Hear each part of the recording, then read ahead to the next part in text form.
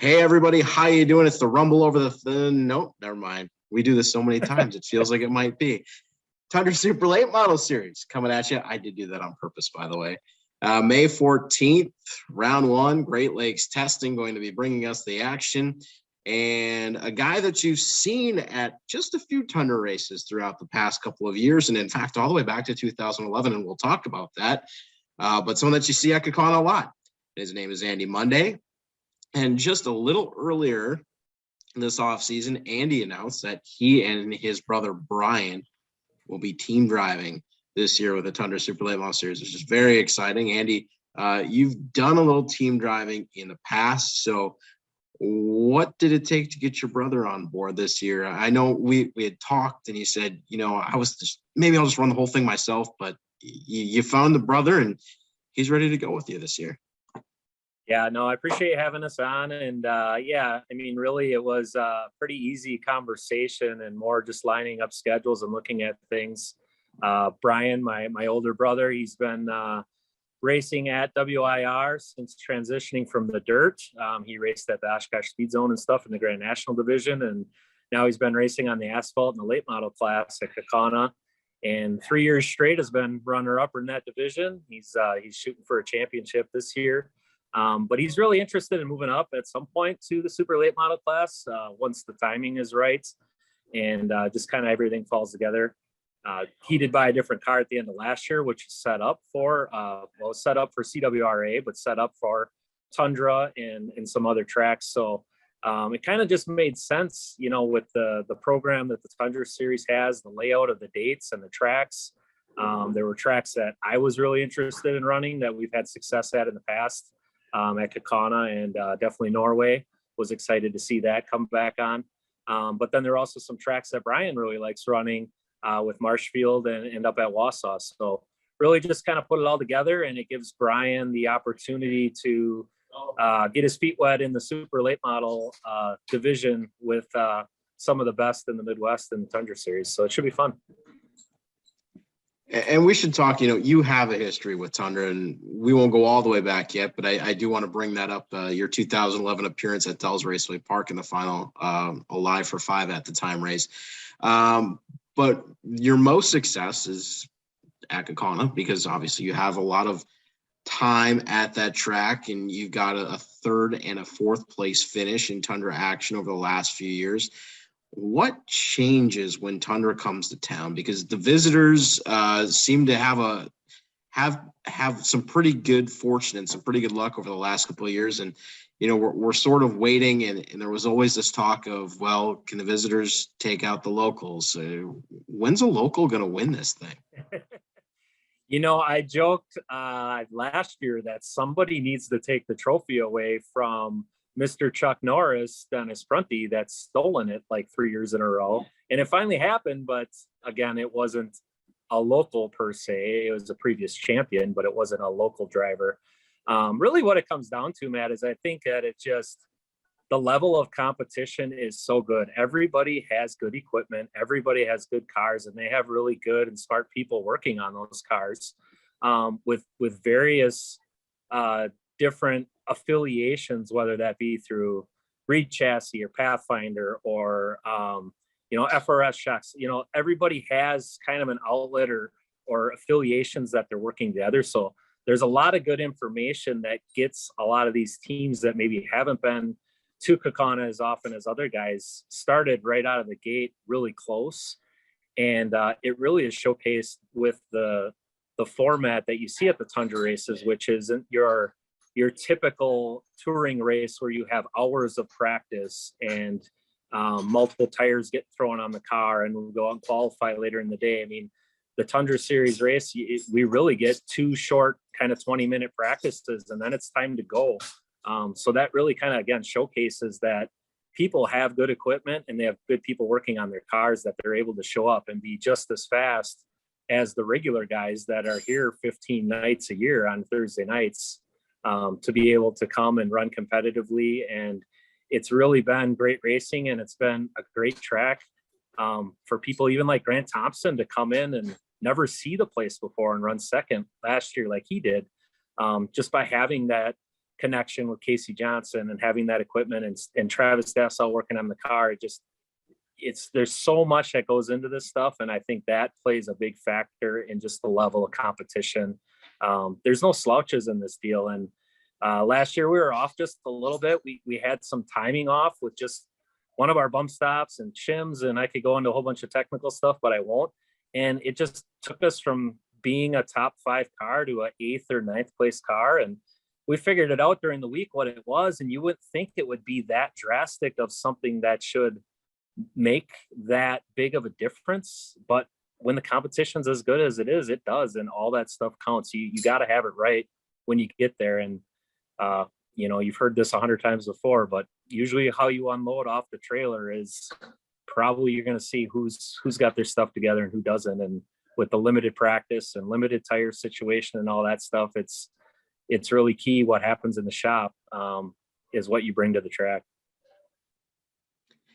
You and I are the same kind of person as far as a race fan goes, because we're in the Kaukauna area. Kaukauna is our home track. It's where we grew up, and you can always kind of get that feel of who the WIR people are. And I think one thing that is really kind of a mindset among us, or maybe even a mindset among people who look at the WIR people, is that you look at the track and you talk about the track, you talk about the competition, you talk about the people that race there weekly. It's not a place where you should be able to come in and be successful right off the hop, like Riley Stengen was a couple of years ago when he set fast time, like Grant Thompson was this year. But I then go back and I take a look at some of the photos from last year, and here I see Andy Monday having a little conversation with Grant Thompson. It looked like maybe it might have been practice day or during practice. So how much do those guys come in and lean on you a little bit and ask you about some lines or ask you about where to be on the track at a specific time? What sort of questions do you get, or do they know better than to come and ask the competition? Well, honestly, to answer that question, it's a fine line, because there are drivers in the pits that kind of walk around and talk to everybody, and then they almost get too many opinions and they kind of get overwhelmed and don't know which way to go with all that information.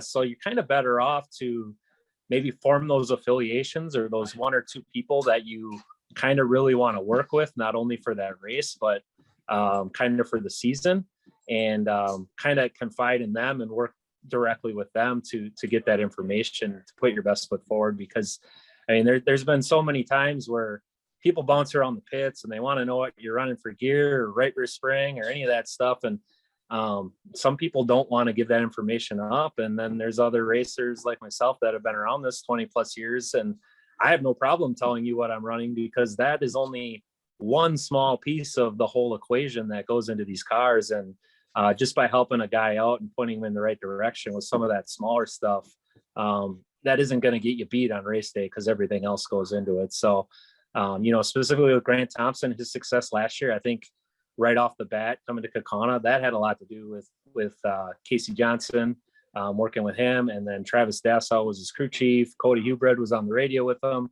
I mean, there's just so many years of experience and coaching and things that go into that. And then come Marshfield, I was able to spot for Grant at that race. And same thing, you just you're leaning on those guys and that experience and that information to kind of get you pointed in the right direction. The other one that I think of is the connection with Jake Zellner and Dylan Hammond. You see those guys kind of working together, and if one's running the tour race and the other one isn't racing, they're helping each other out on the team and the crew, and then vice versa come the other race. And there's a lot of that has a huge impact. Even Travis Sauter and John DeAngelis, you see that connection. Just so many of those things. And this sport is all about the people. We can talk about the technical side of it. You can talk about the money. You can talk about whatever you want. But at the end of the day, it comes down to people and relationships and building those relationships and affiliations to help the best teams get better and continue to strive forward. So then how do those affiliations help you? Because we were just talking, you're going to be at the Dells, you're helping Casey this weekend for the icebreaker. I've seen you working with John DeAngelis before, with Grant Thompson.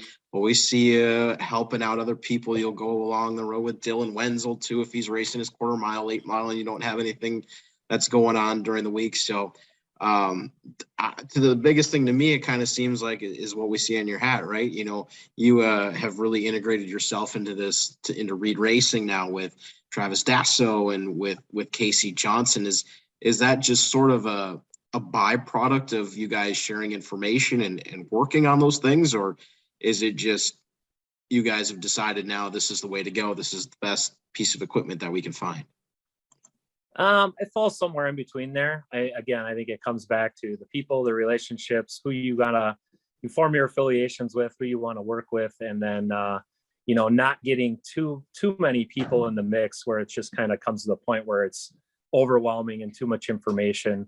There's maybe not as much information being floated around and shared as you would think, because at the end of the day, a lot of times we race different racetracks and there's different tire rules and different motor combinations.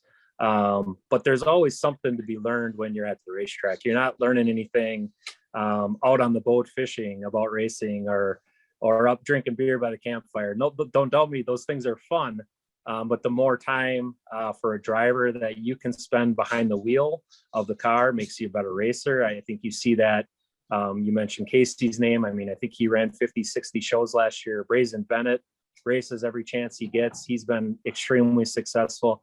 I think that has a lot to do with it. And then from my side of things, even when I'm not able to be in the seat behind the wheel driving, just being able to be part of it and go to the races and help the team see what's going on, help with the changes on the car, spotting for a younger guy like Grant. And this year I'm going to spot for Grant Griesbach at Slinger, and being able to mentor some of those younger drivers as they're coming into our sport.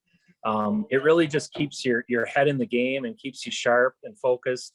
And it's definitely something that obviously you have to really enjoy and go all in on if you want to continue to be highly competitive in this sport at a high level. Let's talk a little bit about how you got to where you are, because you are the classic start in the entry level division and move up your way through the ranks, which I think is starting to get a little lost on some folks. You see, especially not so much in the area here. I think people in Wisconsin and Midwest still pretty much for the most part do it the right way. Start on the entry level stuff, get your way up to super late model. But of course, if you go down south, somebody jumps right into a pro late model and they're a super late model racer within a year, which is a bit concerning in my eyes. And I think we all know why. But you started in the sport trucks at Kaukauna, obviously on the quarter mile, then you move up to the limited late models, then the late models, the super late models, if you will. The progression track for you, did it seem slow? Did it seem like it was timed right? Was there ever a time when you were in that sport truck and you're like, I want out of this thing, I want to be in a super late model right now? How did that go for you, getting your way up to the super late model ranks? Well, I grew up helping my dad going to the shop. He was on Jim Poggle's race team, the iconic Budweiser car that you saw on Thursday nights, number 6. And my dad was part of that team, and I wanted to get involved in racing. And my dad was very supportive, but he made it pretty clear that if you're going to do this, you're going to have to find a way to pay for it yourself. And that's what kind of made the sport truck class appealing to me, was that it was division you could get into relatively cheap and kind of get your feet wet and learn. Racing Thursday nights at Kaukauna right in our backyard, being able to find some local sponsorship to help out with that. And started racing sport trucks. And honestly, when I started racing, anything on the half mile racing wise was the moon to me. Like, there were hopes and dreams that maybe someday that could happen and that would be really cool. But when I was racing sport trucks, that was so far out of any of my thought process at that time. And then you get into that class, you start having some success, you start having some fun. Then all of a sudden the other conversations start to come with that. Well, if we can do pretty well on the quarter mile in the sport trucks, maybe we can move up to the half mile. Maybe we can do something there. And the third season running sport trucks, we made that decision to move up to the half mile with the late model class. limited late model, formerly called. I think it should still be called that for various reasons, which we could talk about another time. So that class doesn't get out of control. But we were able to get a heck of a smoking deal on an old Rander car, limited late model, and we were going to move up to the half mile and just see how it went. And obviously lean on my dad's experience and everything that he was able to teach us from helping other drivers for years at Kaukauna. Because really, racing sport trucks was so different than anything to do with late models, your snowmobile engines and go-kart chassis, and everything was so different that when we made that transition to get into a rear-wheel drive car on the half mile, it was a bit of a learning curve at first. It was an adjustment. We probably put 200, 300 laps of practice on. I spun it out and backed it in the wall a couple of times. I mean, you got to find your limit. And we were able to kind of get things figured out and move forward. And from there, then that's when kind of things, to answer your question, really kind of took off, because once we were able to establish ourselves on the half mile at Kaukauna, first race, qualify 6th, win the dash, finish 4th in the feature, like it kind of like opened my eyes that, hey, I think we could do this, and we could do this maybe even at a higher level. If the cards fell right. So we ran a couple seasons in the late model class, won the championship on Thursday nights there, and the red, white, and blue championship.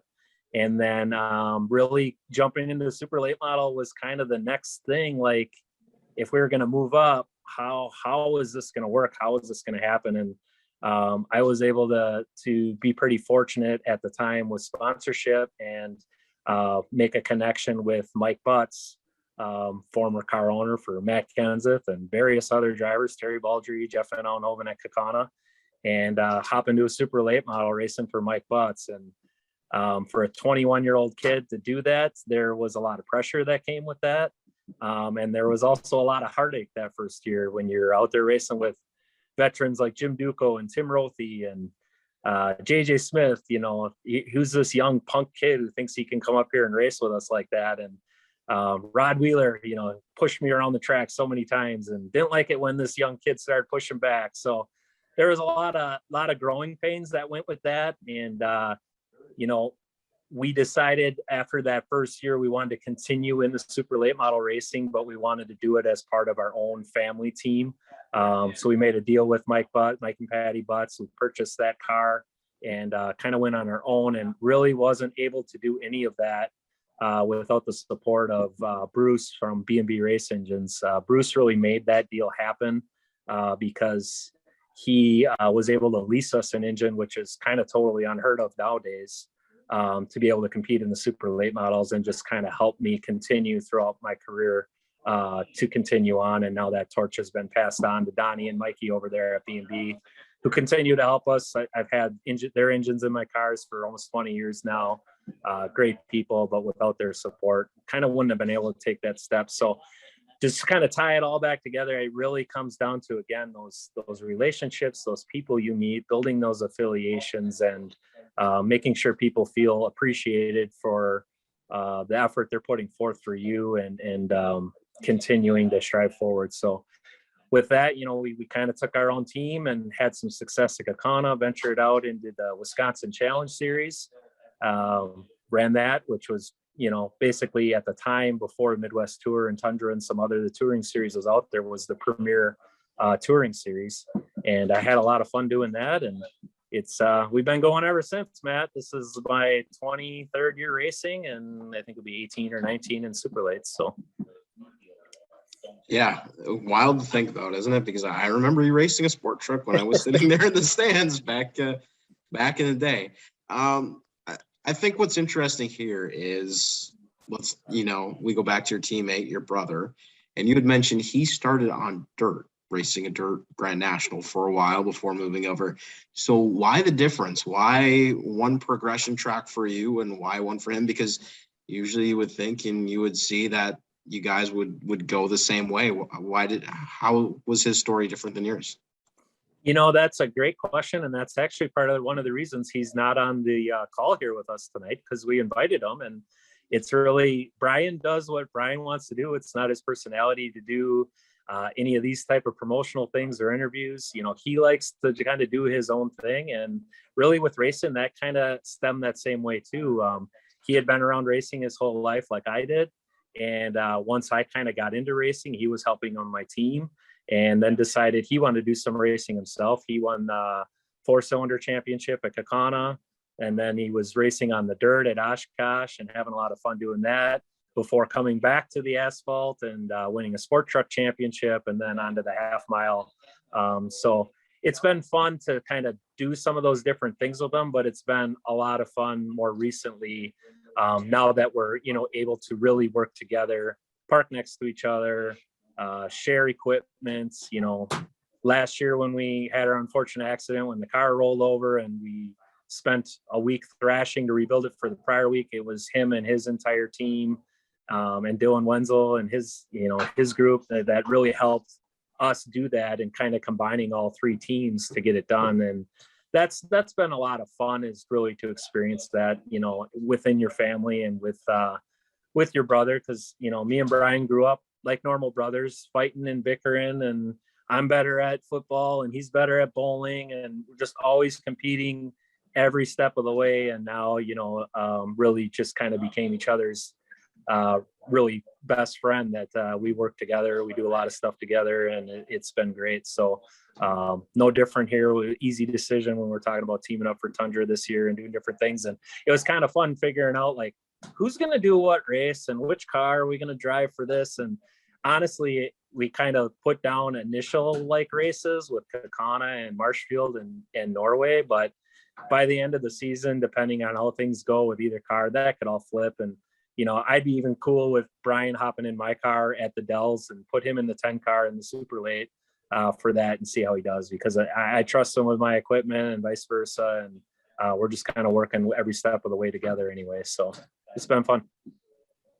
Yeah, I found that pretty interesting when you guys released the schedule. You had your first 4 races split, and then the last 2 were TBA, car and driver. So we'll see how that one shakes out. Honestly, we both don't necessarily love Plover, so it was kind of like, who's getting Plover? Well, it's like, oh well, I guess I'll do that. Maybe I'll go to Plover. Maybe I'll go to Plover. It's one of those, because we have scheduling conflict too with Norway racing the day before too. So whoever's going to Norway probably isn't going to Plover, and vice versa. So we'll cross that bridge in 4 months and let you know. Rock, paper, scissors. Rock, paper, scissors. Always, it solves everything. I think what's going to be one of the things that's going to be pretty interesting this year is, obviously you touched on it, that you've done some touring racing, whether it be with the Midwest Tour or whether it be with the Wisconsin Challenge Series, which you ran a full season, finished 4th in points one of those years as well. But Brian hasn't taken the late model or super late model to a lot of these other tracks. He's done a little bit. He actually, when we had the late model Triple Crown, ran with us for those races. So how do you guys attack that? I mean, for you, it's going to kind of be old hat, right? Like, a few other places. You've been to the Dells a few times. You've been to Norway. You're obviously probably going to be there to help him out. So how does that work out for you, going there, knowing what you're going to have to do, and maybe going somewhere with Brian where he's got not quite as much experience, but he's definitely going to be familiar with his car and ready to go? Yeah, I think that's going to be a dynamic this year. We're going to figure it out as we go. Brian's going to lean on me for some of the tracks he doesn't have a lot of experience at, and vice versa. I'm going to look for input from him. Specifically, we know we have different driving styles, and we look for a different feel in the car. And I think a lot of that goes back to Brian's dirt experience, and having that dirt experience and that car control that he has developed by racing on the dirt gives him a different feel of how he wants the car. He generally wants his car looser and running it more free and more sideways. And it might not always be faster, but that's the feel he wants. So it's kind of like reeling that back in. Let's look at the data. Let's debrief. Let's talk about it, and guiding him along. And, last year when he bought that different car, he ran a couple super late model shows up at Norway.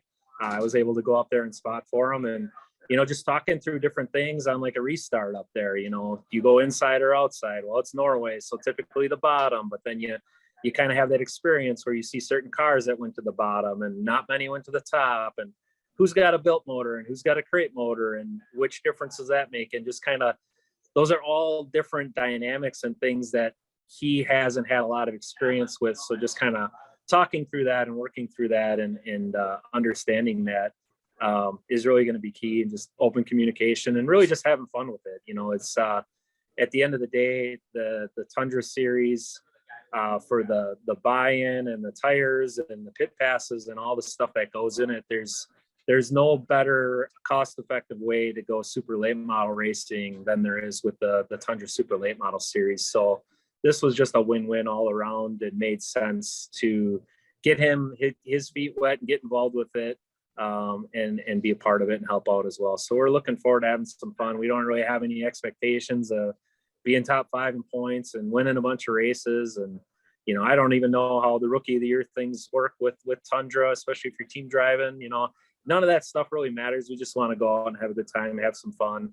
We'll probably bring that same car up to Norway for some of their specials too, and just kind of see how the schedule lays out and see how things play out. Ultimately, our first and foremost, the only goal both of us really have heading into the season is to compete for a championship in our respective divisions on Thursday night. So that's what our number one focus is. And then everything after that is really just going to be go out and have some fun and get that experience and do as well as we can. You keep mentioning Norway, and I know that you are very excited about racing at Norway, which is a completely different place than WIR is on Thursday nights. What makes Norway so fun for you, and why are you always so excited to go there? Well, there's an off the track side of Norway and there's an on the track side of Norway. We can talk about both.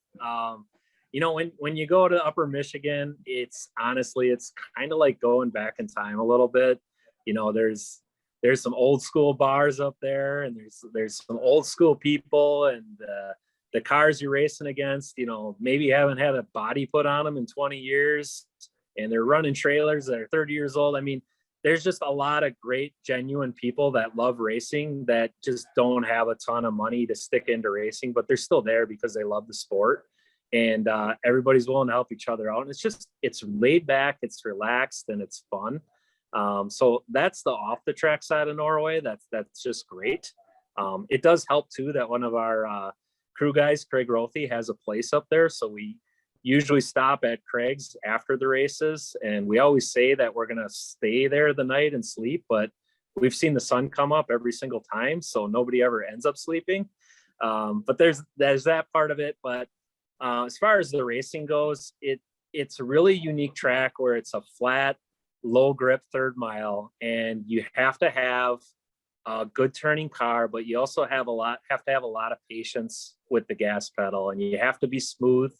You have to kind of get in a rhythm and just kind of let things play out and be patient. You know, there's so many times up there where the fastest car doesn't win the race because he ends up trying to come through the field and gets up to third and runs somebody over and has to go to the back. And there's other times where, you know, you have to pick a lane restart and 5 cars go to the inside and you can shoot to the outside and pick up 4 rows just by going up there because other guys aren't comfortable doing that. And just the back and forth and racing with different guys and the give and take, it's so fun. I've been going up there since 2007. We won the spring opener there in 2007.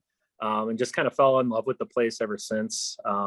Ran the Midwest Tour race up there when they had it in 2012. Led pretty much the whole race and ended up getting punted out of the way towards the end and cost me the win there. And we've been to the State Line Challenge a handful of times, you know, usually running the top 5, competing for a win. That's on my bucket list, is to try to win that State Line Challenge. And now to see Tundra's going there, it's like, yep, there's no doubt in my mind that that's another place that we can go. And just having the experience race there a dozen or more times and knowing that the level of competition that is in the Tundra series brings up there, it just kind of gives your team a little bit of an edge that you already know what to expect going in there.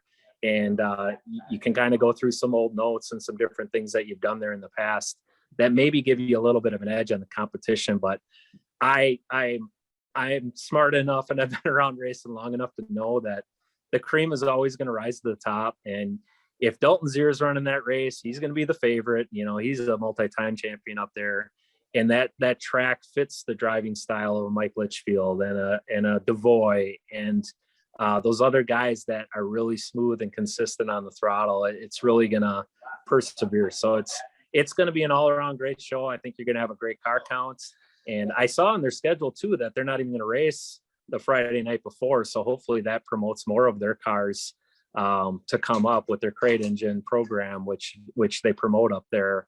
Pretty much every late model up there that runs weekly is on a crate engine. So that fits with your rules package and everything else well. So it should be a good combination of some people that have been there and some people that aren't, and some really talented teams and maybe some old school teams that have just been around Norway for a long time. So, you know, the crazy thing for Norway too, and I tell people this all the time and they look at me like I'm completely crazy, is I can get to Norway quicker than I can get to Madison, La Crosse, the Dells.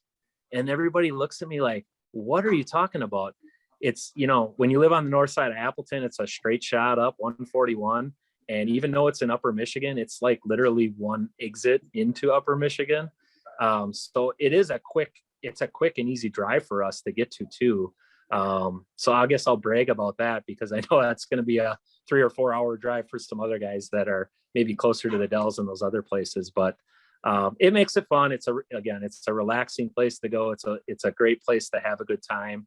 And anytime you can race at a fairgrounds that's inside of an old horse racing track, and it's vintage. It's just old school. You know, one time we were running the fair race up there, and you'd come around 3 and 4 and you could see the Ferris wheel going and it's all lit up, and like the admission to get into the fair was $8, and then that bought you a ticket to get into the race. And they don't have a liquor license at the track, so they let fans bring in their own booze. Like, who does that? That is like so old school, and the fans love it, and the racing's good, and just it's all around a great program. And we're happy to go up there and happy to see Tundra go back there as well, you know. And it's going to be a heck of a time. It should be fun. Yeah, and you hit the nail on the head. You described the place absolutely perfectly. I don't think I could have done any better. It's a place that if you are a true race fan, someone who really just loves the sport intrinsically for what it is, it's a place you absolutely have to go. You have to witness it yourself. And you're not wrong. It's not really that far of a drive. You think, oh, Upper Michigan, I'm driving to Norway. Are you kidding me? I used to announce there when I lived in Appleton. When I lived in Green Bay, I used to announce there every Friday night. Like, I would make the drive up there. It would take me about an hour and a half. The thing that does suck is if you're hungry on the way home, there's nothing open to stop and get a little fast food. So bear that one in mind. But yeah, I mean, it's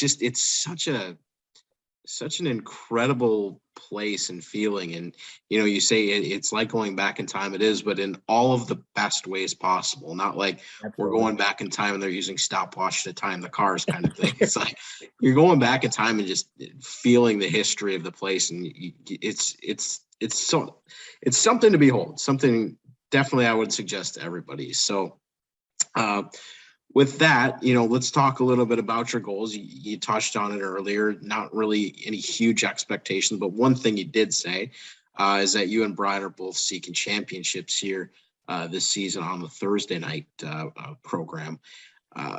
You won one in 2017. We all remember. We were there. We had a good time afterward. And Brian has been so close the last few years. What is it going to take to get, you know, yourself back to that position and Brian over the hump? And are you a little concerned that maybe running Tundra or doing something is going to distract from hitting those goals? Or do you just feel like it's something that maybe it'll be a relief on you to go and race without the pressure of racing for a championship? Yeah, I guess I'll start with that because that's probably the easiest to break that down is really this deal with Brian coming together with Tundra. All kind of started with him purchasing a different car to try to win that Thursday night championship. So his old car that he had been running on Thursday nights, which is ironically my old car because he bought it from me, is kind of the one that we're going to focus on for those traveling races, and the Tundra stuff outside of Kaukauna is focused on that car, which frees up both of our cars to be really focused on just Kaukauna, just Thursday night, and really go after winning those championships. You know, for Brian's standpoint, he's right there. What does he have to do? He doesn't have to do anything. I mean, Brazen got him by a few points, and Van Wyken got him by a few points. I mean, that really, like the last night, it came down to a restart for him, and Van Wyken got away and finished third, and Brian was fifth, and that was the deciding factor because they were tied going into it. So, I mean, Brian's done a nice job being consistent with his qualifying. He keeps his nose clean because he's a clean and smart racer, takes what the car and the track gives him. And really, I don't think he needs to do much other than, continue to stay on top of his maintenance program, things in the shop, and stay out of trouble on the track. And he's going to be right there. So that class, has kind of been up and down, back and forth with the car count. And we've talked about that on the Rumble Over the Thunder podcast. But even though the car count's down, sometimes only a dozen cars or less, the level of competition's good, where there's always top-notch cars that are racing in it. If Van Wyken comes back, he'll be a threat. And, Travis Rodewald comes back. There's just so many different people. Brady Baldry's another one. It sounds like he's going to race in the late model class this year instead of super late model class. So, I mean, there's that level of competition. And if Brian continues to be consistent and produce the results he's been able to produce, short track stats on Facebook, have you seen that floating around? Mm-hmm. They put a nice thing together with percentages of top fives. And I mean, when it comes to the late model class, Brian's name's in every one of those categories. And he just hasn't had just that little bit of luck. And we all create our own luck. That's part of racing. But he just needs that little change, that one time somebody else gets a flat tire and it's not him, to flip the script on that. And he's right there. Reversely, that's a little bit different than our program. So we were able to win the championship in 2017. We were runner up in 18 to Casey Johnson. And, we've kind of been disappointed the last few years, even though we're finishing in the top 5 in points. We haven't been as consistent, specifically with qualifying, where we're in the dash every week like we're used to. And we're still getting the finishes where we're running in the top 5, but haven't won a feature now in a couple of years on the half mile. So just things have kind of just slipped away where we're kind of tightening that up. Different things with our engine package. We're switching from a Ford engine back to a Chevy engine this year. Different things we're working on with our affiliations with shocks and bump stops and different things. And, we go through these cars every winter and we find different things that we can improve on and make things better. But you can't rest on that because, your competition's doing the same thing as well. So, the super late model class at Kaukauna, I think we've had a different champion now for 5 straight years. It's just so competitive. Like we've talked about, I think we're beating that dead horse on that. So I'll quit saying that, but you really got to be on your game and have a little bit of luck to go with it. Grant Griesbach had a great year last year and he's going to be a threat. Sawyer Efforts the year before was right there within a couple of points of winning the championship. Alex Stump has been ultra consistent the last few years and is really coming on strong. And, it's just any Thursday night in the super late model class, there's 10 or 12 guys that can pop off a feature win. And then really what it comes down to is who's the most consistent, qualifying in the top 5 every week and finishing in the top. It used to be the top 5 every week, but now it seems like it's the top 3 every week, and avoiding those DNFs. I don't think Maxwell Schultz, who won the championship, did he have a DNF last year? I don't think he did. And a lot of times the guy who comes out on top didn't win the most features, but they didn't run into trouble and get caught up in somebody else's mess. So what first and foremost with our team, our biggest focus is we need to get back to being a top 3 car. And the last few years, we've kind of just been a 4th to 6th place car. And it's been really disappointing after winning a championship to not be able to grab another one right away. So we're hard at work and really focused on putting our best foot forward for this year. And if like changing the engine and the shocks and all that doesn't help, you could just change the color of the race car or something like that. Just do something wacky and wild that would really help Change the out. driver. That's what my dad says all the time. Number, I don't know, socks, driver suit, whatever that might be. Hey, before I let you go, I know you're grabbing your hero card because you got a lot of people that support your race program, support Brian's race program too. Why don't you tell us about those people? Yeah, I really appreciate all the support. And actually, I couldn't find a hero card, so I'm gonna shoot from the hip here. And we got a ton of supporters on both teams that help us out. We couldn't do it without their support. These are both small family operations. I own all my equipment, and Brian owns all his equipment. There's just a ton of drivers that now race for owners. Specifically at Kaukauna, like in the super late class. I think there's only 3 or 4 of us left that own and drive our own car. So that means a lot to us that we're able to do that, but we are able to do that because of the people who support and sponsor us. So Siddons Martin Emergency Group, Colosso Toyota, Advantage Inc., Cummins Electric, Monday and Associates Insurance, Construction Solutions, Precision Powder, Landscape by Shooty, Van Apron Painting, Inlanta Mortgage, Max Pub and Grill, Darboy Corner Store. I'm gonna say them regardless. They've been a great sponsor of mine for the last 10 years. And Patty and Larry Sold, congratulations and on your retirement, well deserved. They'll always be a sponsor of ours.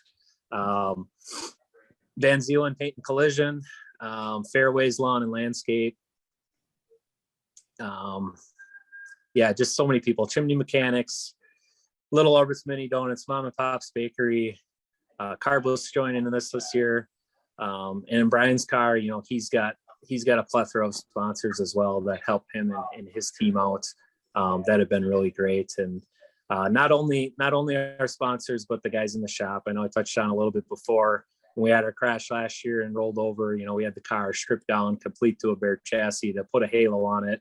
And without all the guys in the shop kind of pitching together, there's no way that car would have been on the track the next week. So Aaron Neverman, Dylan Wenzel, Ted Casper, Daryl Recker, Craig Rothy, my dad, Nate Moss, Kevin Hebe, just so many people that help us out. And we really appreciate all their time and effort. And it's awesome working with a great group of people that all have the same common goal and can have fun striving towards it.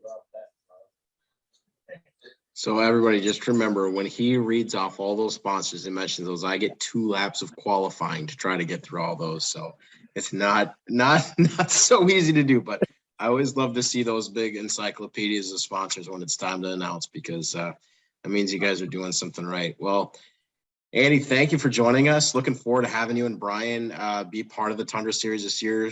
Look forward to having you back. I said we'd mentioned Dells Raceway Park. We didn't even really get to it, but quickly, if you want, remember now, you came down to Dells in 2011 when we were first doing the Live for 5 series for the final race. Corey Jankowski set fast time and won, and you kind of had a top 5 taken away from you, didn't you? You would think I shouldn't remember things like that, but drivers never forget. We actually qualified second that day at Dells Raceway Park. We had fast time until the last car went on the track, and that was Mr. Superman himself, Jankowski, stole fast time. And then, we were running top 5, and the wily local veteran Kenny Reiser in the 2 car took us around in the closing laps. And the rest is history from there. But no, had a lot of good experiences and a lot of bad experiences at Dells Raceway Park. That was a big track for the Wisconsin Challenge Series, and then transitioning into Tundra and then being able to race there with Midwest Tour too. So not my favorite track. My favorite track is still Norway. Even though I race Kaukauna every week, I still love Norway. So props to Norway, and July 16th, we're gonna rock it out there. All right, but first, May 14th, round 1 presented by Great Lakes Testing. This guy's gonna be a favorite. He's gonna be a favorite at Norway. They're going to be sneaky favorites all year round. You with Brian in there too, because I know he's pretty good at Marshfield, and I know he's got a little something up his sleeve for Wausau too. So definitely going to be wanting to watch out for Team Monday this year. the Tundra Super Late Model Series. Again, May 14th is when it all starts at WIR. We'll see you then. See you then. Thanks, Matt.